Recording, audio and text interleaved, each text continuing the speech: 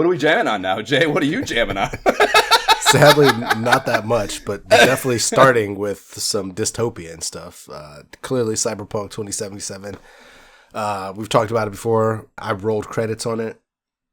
Dude, it was totally worth it, and I absolutely recommend. It's interesting with the way that I played my game, and more specifically, like the relationship I cultivated, which surprisingly was the deepest of any RPG I've played to date. Like, my ending felt so personal. And from what I know about, like, Courtney's playthrough, her game can't end that way. Like, it's not physically possible to even have that scenario happen. So, like, I'm very interested to see, like, how her ending sequence changes versus mine, you know? Because it's, like, I don't even know how it can even become close to mine. And it was so good and so personal, like, I can't say enough about it. Okay. Is there enough dumb shit to do that you would stay in there, or is it kind of like, that's enough of that? Well, there's definitely a lot more stuff to do, but I'm actually more interested in the DLC. I think it's like Phantom Liberty. I think it has Idris Elba in it. And so I'm more interested in actually grabbing that and seeing, like, does it continue?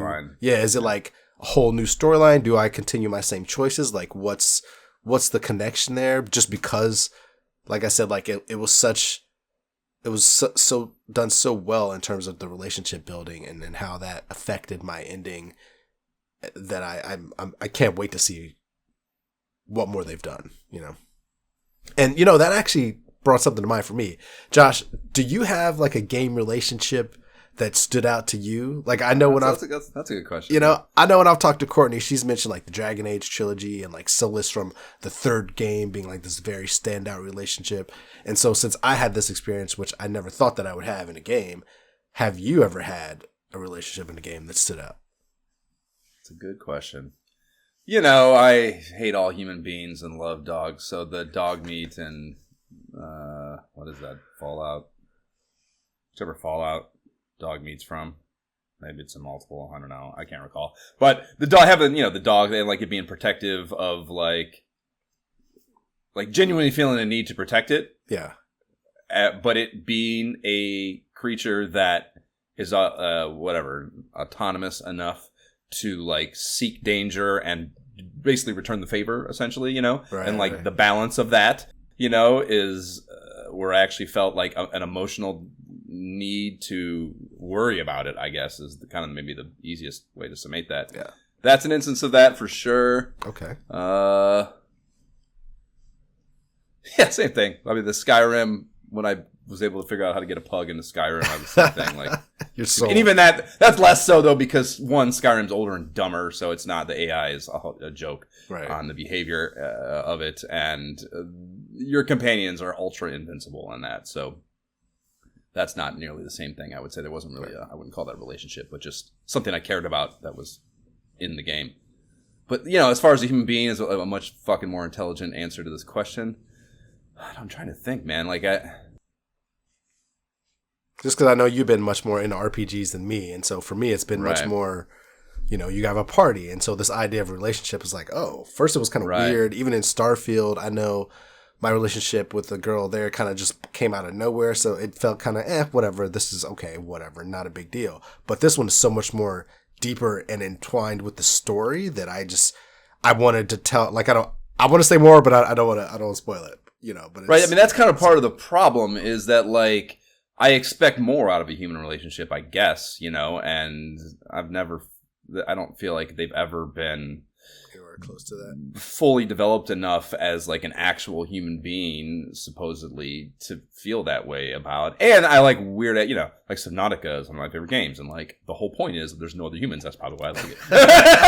You know, it's shit like that. Same thing. The forest, you're all alone. You know, there's no human beings. I play a lot of games that are like built on like having to get the fuck away from humanity.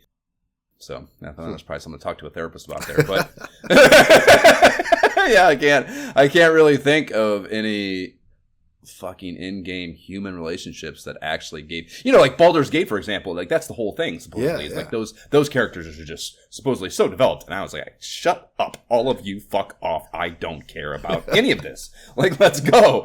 You know, so like, I don't know. I just don't know. One, if I'm built for that with where we're at, and like I don't know, we're probably not far away from having something that's much more interesting on that front, and maybe that opinion will change soon. But yeah, nothing. I guess maybe the shorter thing to say is that nothing jumps out to me that I can think of that was really a human based thing that really tugged at my heartstrings.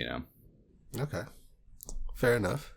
It kind of makes sense, But yeah, I guess so. With the end of that, I was kind of looking at like, do I dive back in? And I do plan on jumping into like Doom Eternal, but with going to Disneyland limited time, so I was actually just playing some little Marvel Rivals here and there, unlocking some, spending money like an idiot to unlock awesome skins for Wolverine and Black Panther and Storm. So I'm like, hey, you put my favorite characters in the game, give me cool stuff. Like, I what do you want me to do, man? Take my money.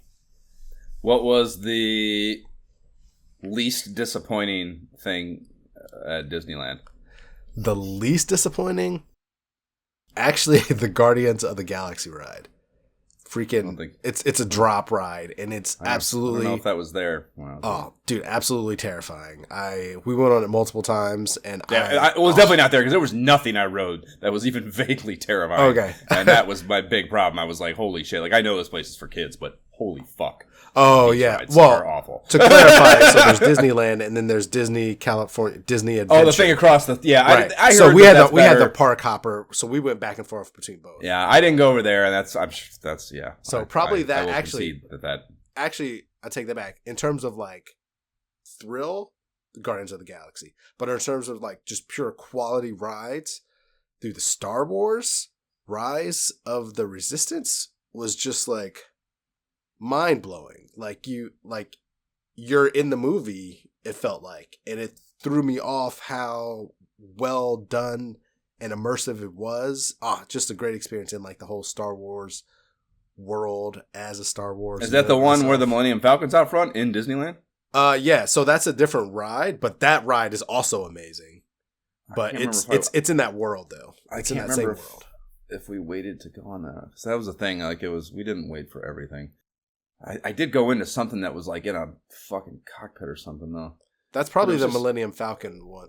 But it's just like, it's just a fucking one of those. And that's like a flying one. So that, yeah. A pressure plate and like there's a bunch of, I don't know. Whatever. But no, this one, I did do the Hogwarts. What's it called? Hogwarts, the fucking. What's that? Spider-Man? No, the magician bullshit. Harry Potter. I did do the Harry Potter one. And that was awful. It was just like a fan blowing in your face, and like you're hanging from this thing. And it's just a screen. Universal? Oh yeah, that's a Universal. Was that a Universal? Yeah, okay, yeah. So, yeah. Whatever. It all floats me as shitty things that are not Cedar Point. Sorry. That's a funny thing. Excuse me. Side note. One. Cedar Point has great rides. I was always comparing my experience coming into Disney with Cedar Point. So even talking to my kids, it was like, I'm really expecting to have to wait 2+ hours for all the good stuff. That's just what it is. That's what I'm expecting. But because we had Lightning Lane, multi-pass for everything, right, just jump on. Skipped all of that. We had like at most a 20-minute wait. I think 30 minutes one time because we were on a standby just because. But otherwise, yeah, we walked. What is the actual cost difference on that? Dude, I don't know. I don't want to know. I try not to think about it. I approved the cost ahead of time. It was a lot of money. And I was like, what are we doing? And in retrospect, absolutely the best choice. Absolutely. Because there were people, I would watch lines of people go up to like 2+ hours, legit, while we were just walking on and walking off and experiencing awesomeness, multiple times. So nice little microcosm of society there. I mean, sorry, not sorry. It was amazing. Just 1%ing around Disneyland, you prick. I don't know about that, but we had a great time. But yeah, so as a result of traveling and not really being at home with my Xbox, I was playing a little bit of Nintendo Switch online right before we left, prepping for the trip, and then just when I wasn't driving. And it's funny. For the first time, I actually got on there and attempted to play some Game Boy games. So I was just messing around like, oh, there's Game Boy games here. And so just playing a little bit of stuff here and there. But what I ended up landing on was Mario Brothers The Lost Levels.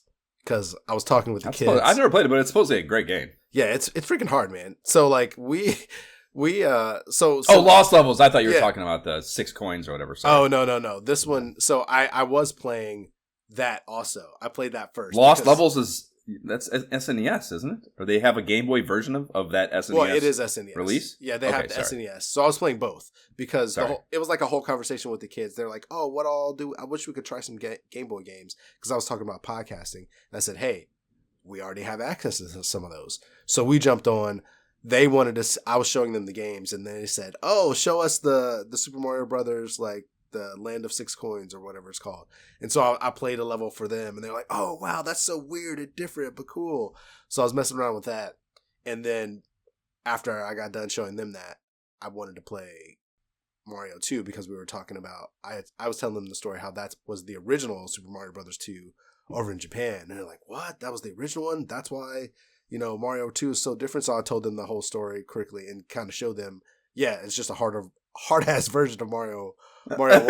And so I was playing that. And I'm actually up to like World 4. It kind of feels like almost like a mini mission that I need to set out to. Like if it's 8 worlds, I've never done more than just like a light dabbling of it. Yeah. I was like, yeah, it's the exact same game. Yeah.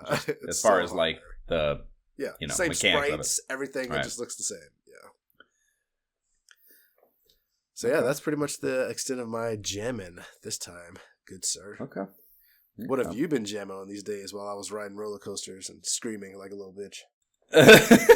I was, I had been, I was kind of like on that, stuck in a rut a little bit. It was like playing Arcane Age unhappily as the only thing I had left on my backlog. So I said I'd been looking around for stuff, and one thing I stumbled across. I think it was one of the VR something or other on the fucking Twitter or something, and they were it was talking about the VR iteration of a game called Firewatch. Are you familiar with Firewatch? Have you ever heard of this? It's 2016 as well. Firefighter one? No, well, kind of. Yeah, I don't know about Firefighter, but you're one of the like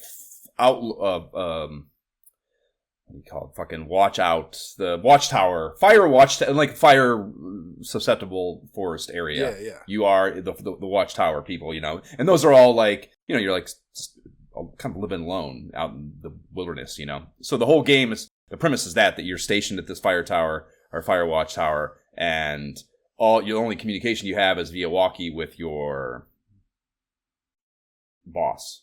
So you're out there and like, mysterious shit starts happening, and that's all I really know about it. But I saw that there was a very slick VR mod of that, and it's like a 2016 game. So like I was like, I'm gonna go from fucking the forest, also a 2016 game, I think, or 14 maybe even, or something like that, and go right into fucking this. Is the only thing I really found that popped on my radar from stuff that I hadn't seen before. So I put that in the watch list. I haven't got it yet, but it looks fucking cool and looks very much like it's survival. It's the exact same thing, with just like a little bit of, I think, I don't want to say ghosts, but something like that. There's like something apparitional going on out there, I think, that you're kind of dealing with and investigating and trying to just like navigate without like just being a total bitch and telling your boss, I gotta leave. So I'm sensing a theme here, Josh. Like, are you telling us you're going to be exactly right? No, yeah, exactly. Not far away. I don't know. I can't. I'm way too much of a sissy to go anywhere where I don't have all the creature comforts of society. Tech-enabled apartments. Right, yeah, I can't even begin to deal with fucking, the apocalypse is going to be real hard on me. Anyway, so that's something I wish listed. I haven't gotten it yet. I'm waiting for it's still like, I don't know, $20 or something. I was like, I'm not paying that for a 2016 game. I'll wait for a sale, and Steam is no doubt will give me one. So that's in a holding pattern, but it is something I dog-eared to play later. I did have a couple sales pop up, though. One for this game, Time Flies, is what's behind me right now. And like as the art style suggests, it is super indie. And I think I want to say it was like, I think it's normally 15 or 20. It was on sale for like $10, and I was like that's sold. And it is just another one of what is, I think, becoming maybe my favorite genre of these cozy-ass little cozy games, And the whole premise of it is, you have, the time can change, your lifespan can change. The way it does it is you pick your country, and you basically have a mathed equivalent of the human expected lifespan. I think it's seconds. The number of years your life expectancy is based on your country, you get that many seconds, and that's how long your life is as a housefly in the game. So it's the way the trailers and stuff, the stuff I read about it, pitched it as, is it's kind of this commentary on the finiteness of life, and like, I think that very much is a simple way to say it, because the game of it is you have this amount of time, this very short amount of time, and there's like a bucket list that you need to like check things off. Of course, this is from a fly's perspective. So there are these little things that are like, some of them are cute, some of them are fun, some of them, whatever. Just like, they're different examples of, things, or not even examples necessarily, but kind of plays on what things might be on a human's bucket list to some degree, I think. And it's just, it's kind of a commentary and examination of, only having so much time on this planet, and what are you going to do with it, And the goal is to like be able to check all the things on the bucket list off in the 76 seconds. And there's like a little bit of gamification you can do.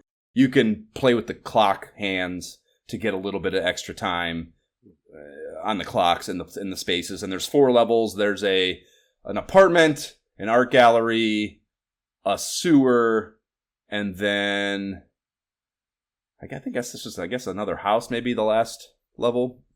But I mean, just super cute and whimsical, like really, really fun.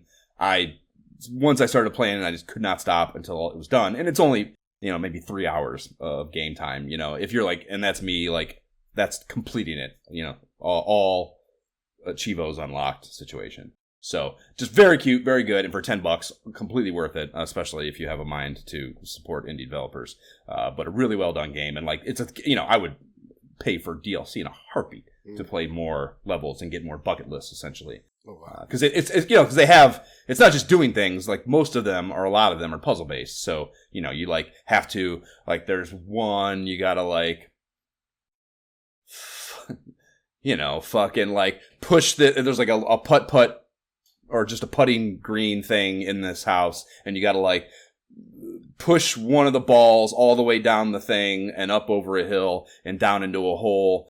And then there's another one laying there by the hole, and you got to push them both, and then they, for like, just kind of fantastically fall through this hole in the ceiling and another place in the room onto this piano, and you got to put the 2 balls on a certain place to play this piano song with your fly also doing more key depressions, and like those 3 things happening to play a song, and that unlocks one of the Chivos, or one of the objectives, So just shit like that, just puzzles basically, but really well themed and really cute. And you certainly, I don't want to say it's like you're gonna cry, but it's definitely like, that's really sweet little, that's cool.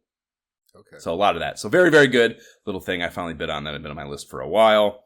And then the other one, also Steam sale oriented, was, so Into the Radius 2, I've been talking about. I played the first one. It's that fucking absolutely terrifying game that I had played, I don't know, the first one, maybe a year, a couple, who knows, time flies. But whatever, I played it, and I kind of fell off of it because it was a little too janky, Yeah.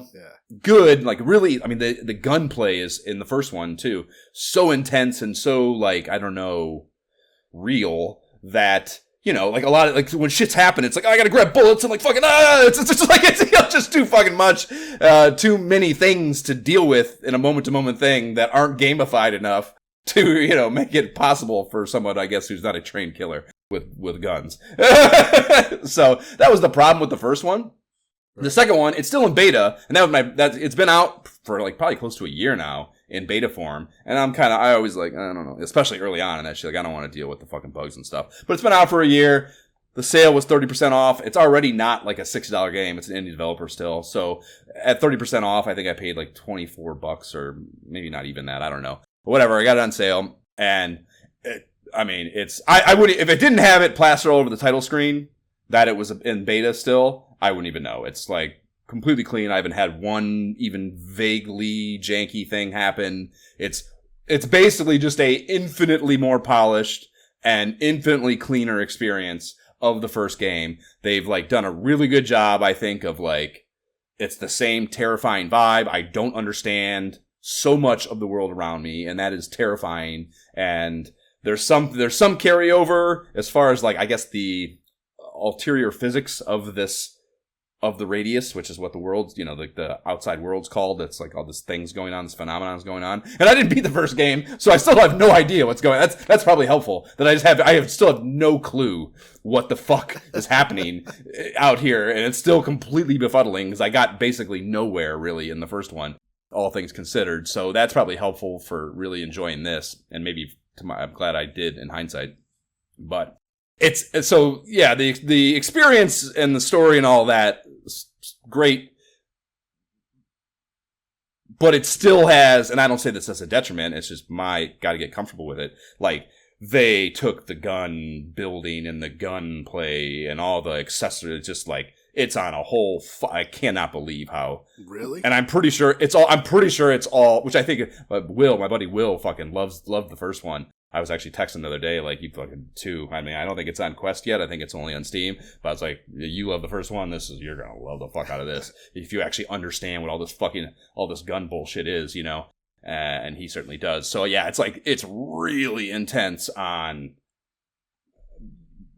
all the different modifications you can, lasers. Like, I just put like a laser sight on my shotgun, and it's like, fucking, I don't know. It's just crazy how everything is so intricate, and like, like you got the bandolier on your fucking thing with the shotgun shells, like fucking the things coming in, you're fucking stuffing them in there and like trying to, instead of just like, you have full play with both your hands, but it'll let you do it as, you can just do the snap up thing if you can get that right. And sometimes it doesn't work though. So like, if you don't take the time to get your hand over there and do it with your second hand, and you like try to do that faster, simpler version, you might fuck it up, So like, all that physics stuff is in there, and it is just a lot, man, a lot. And I don't even have, I have such basic ass guns so early. I just got a pistol basically, and this kind of sawed off shotgun thing, and like, just dealing with those two is like still so much, a lot, like with the well, that's kind of the thing too, though, with the more advanced guns. Part of the advancement often is like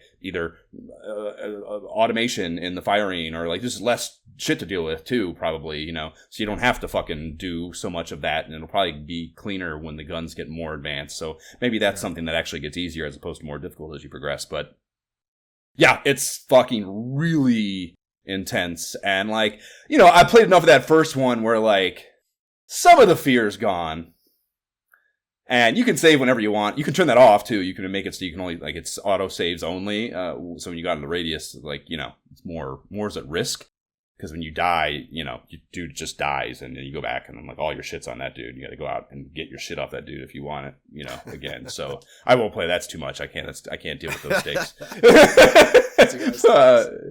Yeah, but yeah, and like they also, one of the big things in the first one too, that like the whole thing with the radius bullshit is it's like this. Every couple of days or something, it like resets, and like, because like when you go out and you do shit in the outdoor spaces, whatever you kill stays dead. So you can like do runs, so you don't have to like fulfill a mission entirely if you give yourself time in between these radius resets. You can go out, you kill some shit, take some damage, go back. Maybe get some more shits or more bullets, or buy a better gun even because you got some treasure you can fucking sell, whatever it is. So you can do it a little more incrementally. But when the thing resets, everything comes back to wherever it was, So, there's this constant, like I said this in the last one, there's this constant, like it wants you to like stay out in the shit. There's like shelters and shit that you can sleep in.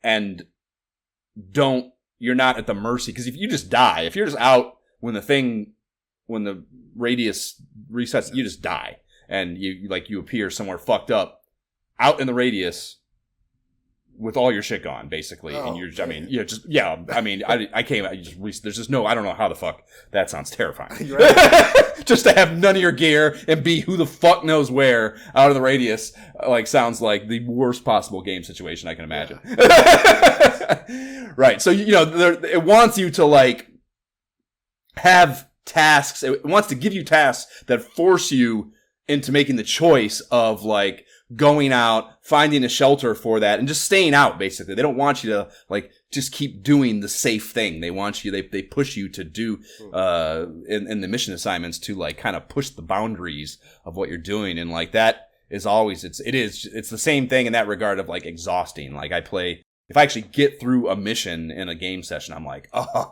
gotta fucking okay, done for a while. I can't like the idea of doing other than this, like the very first couple of like super basic tutorial missions. Like the idea of doing 2 missions of that game in one session is, I don't think I'll ever do it. It's just it's such emotionally fucking tasking video game that I can't imagine playing it that way.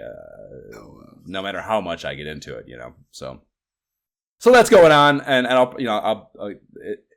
to its credit, it is very compartmentalized in that everything is just these missions, and they're like, they have, at least that I've noticed in either game, there's no like carryover between them. So like you don't really even have an impetus other than just, I want to play more, there's not like, oh, I need to get this next thing. There's none of that like carrot dangling shit, which is kind of nice that it's that compartmentalized, and you can, with this intense ass experience, just have this compartmentalized session and then put it down and not be like thinking about shit while you're in the shower. Which some games will certainly do that to you. So that's kind of nice. So yeah, again, still in beta, but especially if it's on sale, I think great fucking video game and another indie developer that's worth supporting probably. Okay. So the only other VR thing is the shit I was teasing you with yesterday when you were talking about getting a new computer. I did. So it's like some festival or some shit, Next Gen Fest or some shit like that. I'd never heard of it. It's like a VR festival, online VR festival, where developers submit and then they like showcase a handful of games as part of it and do a lot of press on it and shit. So one of them, which is probably like, I don't know, maybe they're sponsoring. I can't imagine TMNT needs this, but this, it's TMNT Empire City, it's called, and it's going to be on Quest and Steam both. And dude, I did the demo yesterday. It's probably like, I didn't play the whole thing. I only did 10 because I fucking had to run out the door. So I did maybe 10, 15 minutes of it. And I think it's just taking you through all 4 turtles. And I did the first 2, Leonardo and Michelangelo, as this demo. The Let's Talk Oculus guys were talking about it. That's what got me to remember to download it. But they said it's like a 25-minute experience total. But it's free. Download it. And I think it's only on Steam. I don't think you can do this demo on Quest, unfortunately. But the game will be out on Quest. But yeah, dude, it's fucking turtle, dude. It's pretty fucking good. I mean, it's like, I think they could have done more. I think they tried to, I don't know if it's like Quest oriented and like, I feel like they could have made it a much more high fidelity game as far as the visuals go. Like they're a little simplified and a little questy feeling, relative to what I think Steam VR and like a nice rig is capable of. And I think that's kind of a bummer because it is, there's also a stylistic choice to it that I think it's the comic books. I was going to say, it's like comic book style, like what I've seen. Right. Yeah, the foot soldiers are 100% the comic foot soldiers, Yeah.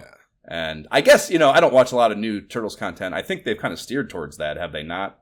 In the newer stuff, it doesn't feel as cartoony. Yeah, there's been some more really cartoony ones that have come out in the like prior years, but definitely like the latest games that we've played have been steered much more serious, more. Okay. Yeah. Yeah, I mean, I wouldn't say it feels serious, but it just, the visual style is not as cartoony. But yeah, this feels like, when I see it, it feels like they're like jumping from the comic book. So it's very much like, hey, this is your comic book turtle experience. Get ready for that, which I appreciate too. It's a little. Right. Yeah, it's,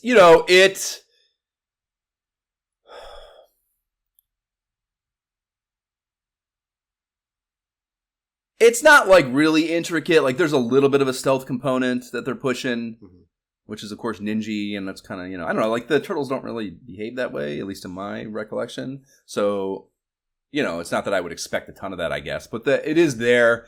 It's not the most robust stealth system, it didn't feel like to me.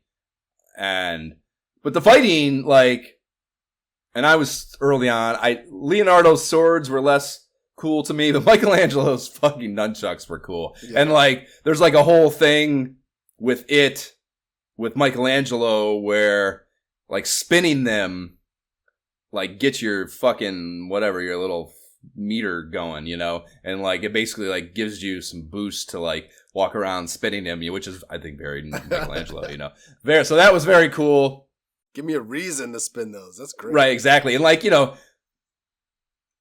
they do a good job of like walking the line between the realism of using these weapons and like the cartoonification of it, you know, with like the trails and shit. It's not too much. It's not like I hate those, you know, like fighting games where like it's just a constant blur of fucking lights and shit. Like fuck off. Like that's not appealing to me to look at. And this I think does a pretty good job of walking the line of like having a little bit of that so you can like tell where the fuck your weapon is, for fuck's sake. The nunchucks, I mean, they're like dark environments, or at least the demo is. You're in like a sewer and then on building tops at night, you know, so like it's not the most high visibility situation, you know, so you wouldn't even be able, there wasn't something you wouldn't even be able to track what the fuck you're doing, I don't think. So that's good and a good decision, but it's not overwhelming. I think that's to its credit and pretty cool.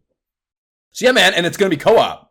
I don't know if it caps at 2 or if you can get all the way to 4 turtles, which fucking, how amazing would that be? Awesome. To be able to, you and 3 buddies to just go out as the fucking turtles in VR around is fucking amazing. Amazing possibility that I can't imagine they're not striving for, or at least thinking about it. I don't know if it, you know, whatever balancing that brings into a whole lot of questions that I don't have answers to. But it is very interesting an idea, and at minimum, even just one is fucking amazing to be out doing turtle shit. Like if you're gonna be Ninja Turtles, we can't recreate in VR the NES Ninja Turtle problem, which was coming out. Hey, here's Ninja Turtles. Here's one player. You're like, what?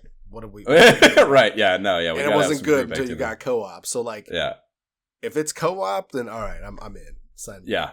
Sign me. Hopefully it's crossplay, or hopefully you get a VR rig. Like I'm telling you to. I just got the 3. Like well, the 3 that's good. I mean, I use my 3 for what I'm talking about, but you need the real hardware behind it to get the most out of it. I mean, like the Quest 3 is still I'm not saying you got to get rid of the Quest 3. Like you don't have to change your headset. You just have to change the hardware powering the headset. Fair enough. And you need a new computer anyway, so that's what I'm saying. And, to me, it seems like a win-win. And turtles. Also turtles.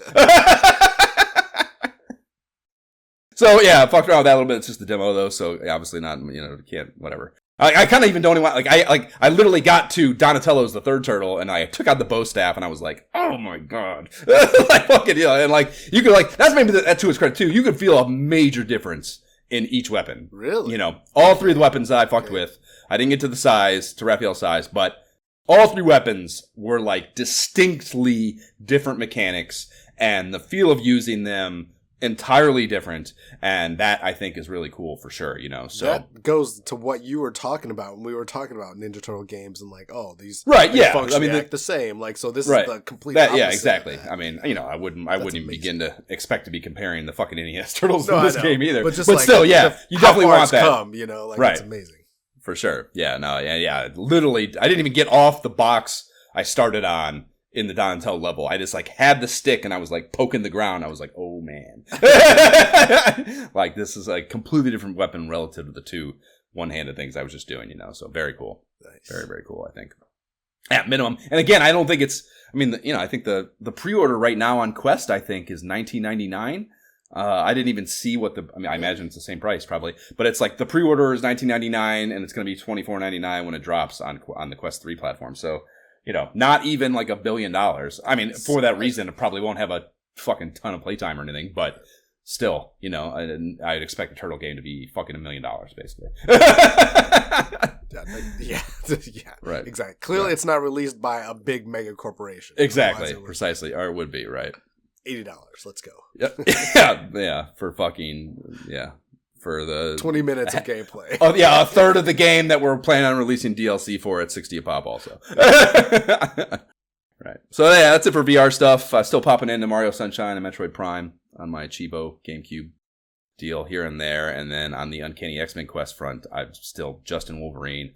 I was at 36 when we recorded last, and I finished 61 last night, I think. And I mean, I don't know, there's like, this book is not great, man. It's like, it's right in that phase that sucked in X-Men 2, so I guess that's not surprising, but like, there's a lot of Sabretooth and Deathstrike stuff, which like, on the surface I'd be excited about, but it's like the Sabretooth is his dad shit is so heavy-handed. Like, he literally calls him son of mine, like, every third panel. It's like, I don't know, it's just so heavy-handed. And, like, the 61, I think, 60 or 61 just had I think it was a flashback. No, it was, something was, like, forcing Sabretooth to remember. He's like, I don't know, there's like a solo Sabretooth quest going on in New York City while Wolverine's doing something else. And something was, like, mind fucking him and like making him remember this story or this memory of like Wolverine as a teenager, like a kind of a meek like 13-year-old, and Sabretooth's like being a fucking absolute tyrant dickhead dad out in their yard or something, like bullying him, being a fucking asshole. And yeah, again, like I said, always, like I knew that was like kind of a thing, but like the idea that they got that intense with it is wild to me as far as him being his dad shit goes. You know, I totally forgot all of that. I totally forgot all that happened. Like, that was so annoying to me. I remember that time. Like, clearly they've retconned that and like moved on, whatever. But I definitely remember that and thinking like, oh yeah, whatever. But also at the same time, being annoyed with the Wolverine books at this time myself, and just kind of just being disinterested in Deathstrike and all. So much of it. I mean, again, Deathstrike and Sabretooth are interesting to me because they're part of the Weapon X stuff, and that's probably the thing about that's the Wolverine history thing without question. I want to know more and have a clearer understanding of. So like that is kind of the whatever foundations of getting into that more. You know, there was the one story, maybe that was prior to this, the one storyline where he was like, they went back to the base and he like knew where the keys were. I think I talked about that last time, in the car that was supposedly his car back then. So there's like little shit like that that's like interesting that like peppered into these stories. But a lot of it is still just like miscellaneous fucking people. There's like the high 50s. There was this dude that looked like a goddamn universal monster creature feature fucking guy I've never seen before in any comic book. He's like had like green things and sticking out of his fucking, he was like green skin and he had like green things sticking out, like, I don't know, kind of like porcupine or whiskers sticking out of his neck and face.